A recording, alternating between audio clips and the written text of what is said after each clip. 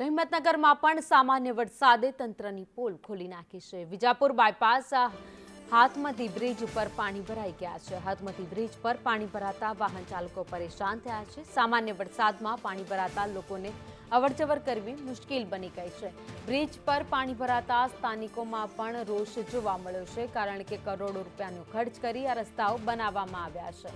વધુ અપડેટ સાથે સંવાદદાતા હિતેશ રાવલ અમારી સાથે જોડાઈ ગયા છે। હિતેશ, સામાન્ય વરસાદમાં જ હાઈવે ઉપર પાણી ભરાઈ ગયા। જી ભાવિની, આ સમગ્ર ઘટના જે બની છે હિંમતનગર વિજાપુર બાયપાસ હાથમતી બ્રિજ ઉપર પાણી ભરાવાની સ્થિતિ પેદા થઈ છે। હજી તો સામાન્ય વરસાદ બન્યો છે ત્યાં નવીન બનાવેલ હાથમતી બ્રિજ ઉપર પાણી ભરાવાના વાહન ચાલકોને ભારે પરેશાની થઈ છે। જે પાણી ભરાયા છે પણ પાણીની વ્યવસ્થા બહાર નીકળવા માટેની કોઈ વ્યવસ્થા નથી। જો હજી સામાન્ય વરસાદ છે ને આવા પાણી ભરાયા છે, જો અતિશય વરસાદ પડે, ચોમાસુની સ્થિતિ બને અને 6-7 ઇંચ વરસાદ પડે તો શું સ્થિતિ થાય તે સમજી શકાય તેવી સ્થિતિ દેખાઈ રહી છે।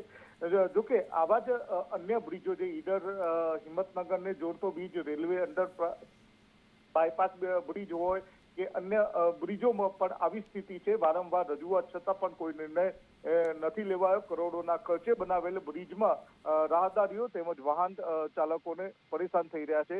જોકે હાથમતી બ્રિજ ઉપર પાણી ભરાતા અવર જવર રાહદારીઓને પરેશાની ભોગવવાનો વારો આવ્યો છે। જી ભાવિની, આભાર માહિતી માટે।